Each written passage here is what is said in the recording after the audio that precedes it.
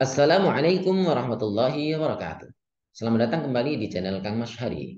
Kali ini saya akan membahas tentang apa saja yang membuat doa kita menjadi terkabul, atau bisa dikatakan media-media sarana-sarana yang dapat mempermudah agar doa kita terkabul. Para jamaah sekalian yang Allah Subhanahu wa taala, para pendengar, para penonton channel Kang Mas Hari. Kita tidak bisa menjamin bahwasanya doa yang kita panjatkan akan dikabulkan oleh Allah Subhanahu wa taala. Tapi ada beberapa media yang bisa mengantarkan kita agar doa-doa kita dapat terkabul. Yang pertama adalah tentunya kita yakin bahwasanya doa-doa yang kita panjatkan kepada Allah Subhanahu wa taala ini akan terkabul. Ini akan mensugesti kita bahwasanya tidak mungkin akan kita berdoa berdoa kepada satu zat Allah Subhanahu wa taala. Sementara kita tidak yakin kita akan, atau minimal kita tidak yakin bahwasanya Allah akan mengabulkan kita. Dan tentunya setelah itu, setelah sebelumnya kita yakin bahwasanya Allah adalah zat yang maha kaya yang dapat mengabulkan segala doa. Allahul mustajibud da'awat. Allah adalah zat yang dapat mengabulkan segala doa. Nah, Allah Subhanahu wa taala dalam hal ini pernah berfirman di dalam hadis qutsinya, "Ana inda dhanni 'abdi bi." Bahwasanya aku, kata Allah Subhanahu wa taala, itu tergantung persangkaan hambaku terhadapku.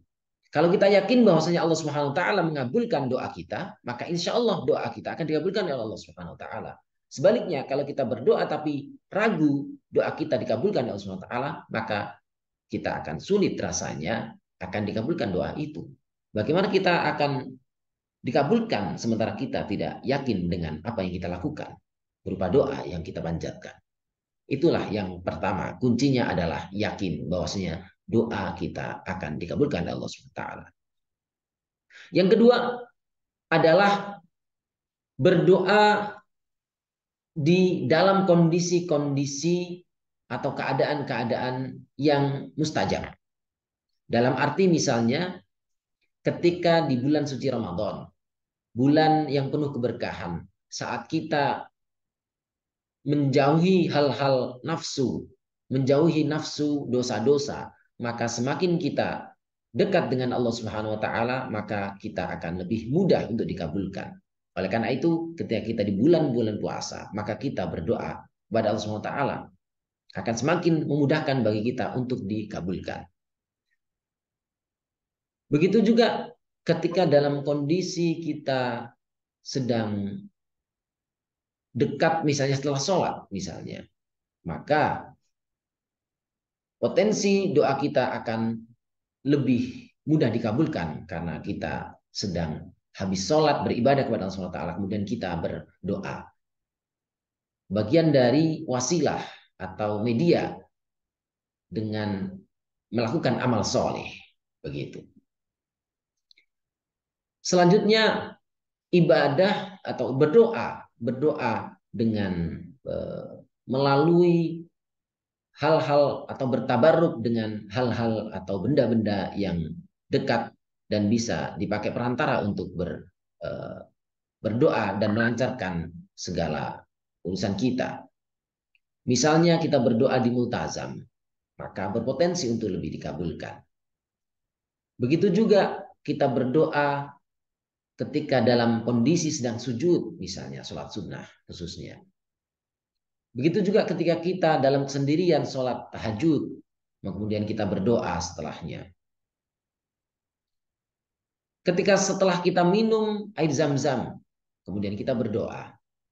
Setelah kita membaca Al-Quran, kita berdoa. Maka itu adalah bagian dari wasilah dengan amal perbuatan baik yang telah kita lakukan, kemudian kita berdoa setelahnya. Selain itu, ketika kita berdoa dalam kondisi di mana kita membutuhkan doa itu, kemudian kita meyakininya, kemudian kita melakukan hal-hal yang diperintahkan oleh Allah Subhanahu wa taala, kemudian berdoa setelahnya. Ini bagian dari doa yang berpotensi untuk dikabulkan. Kemudian yang selanjutnya adalah kita menghindari hal-hal yang diharamkan oleh Allah Subhanahu wa taala. Dan ini bagian dari salah satu media yang dapat menjadikan doa kita terkabul. Sebaliknya, ketika kita makanan kita dari hal-hal yang diharamkan, baju yang kita kenakan ini baju diperoleh dari jalan yang haram, maka bagaimana doa kita akan terkabulkan? Hal ini ada satu cerita. Suatu ketika ada seorang yang datang, kemudian dia berdoa, ya Rabbi, dalam satu hadis, disebutkan di dalam hadis Arba'in Nawawi. Dia dalam kondisi compang-camping, kemudian dia penuh kekhusyuan, dia berdoa. Akan tetapi ternyata makanan yang dia konsumsi, kemudian baju yang dia kenakan dibeli dari barang yang diharamkan oleh Allah Subhanahu wa taala. Kemudian dia berdoa, ya Rabbi, wahai Tuhanku, wahai Tuhanku. Sementara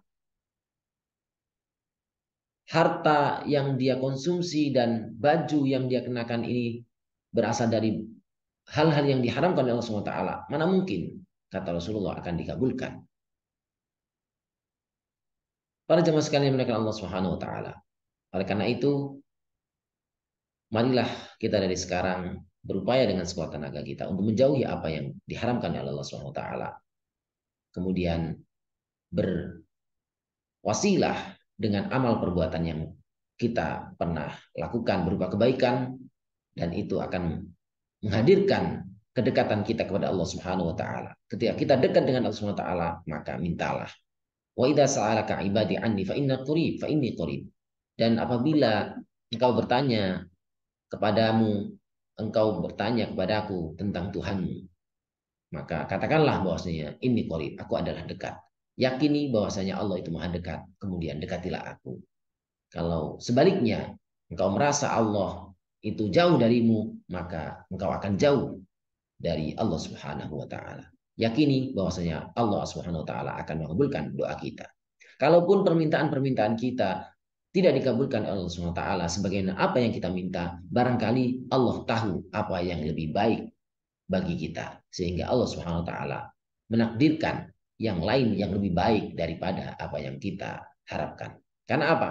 Karena Allah Subhanahu wa taala pernah berfirman dalam surat Al-Baqarah, wa asa an takrahu syai'an wa huwa khairul lakum. Bisa jadi apa yang kamu benci itu baik bagi kalian. Wa asa an tuhibbu syai'an wa huwa syarrul lakum. Barangkali apa yang kalian cintai itu adalah buruk bagi kalian dan kita tidak tahu. Wallahu ya'lamu wa antum la ta'lamun. Yang tahu mana baik mana buruk bagi kita adalah Allah Subhanahu wa taala. Sementara kita hanya memprediksi, kita hanya menyangka bahwa itu baik, padahal takdir sesuatu itu belum tentu baik bagi kita. Dan Allah adalah satu-satunya zat yang maha paling tahu terhadap diri kita dan takdir yang Allah Subhanahu wa taala gariskan kepada kita. Mudah-mudahan kita menjadi orang-orang yang qanaah, bisa menerima apa yang Allah Subhanahu wa taala bagikan kepada kita berupa rahmat, berupa nikmat, berupa rizki, sehingga kita termasuk orang yang qanaah, menerima. Kita telah berusaha, kita berdoa, lantas selanjutnya fatawakkal 'ala Allah, maka pasrahkanlah kepada Allah Subhanahu wa taala. Karena apa yang Allah Subhanahu wa taala pilihkan itu adalah yang terbaik bagi kita. Kita terima dengan lapang dada. Wallahu muwaffiq ila aqwamit thoriq wal 'afwu minkum. Wassalamualaikum warahmatullahi wabarakatuh.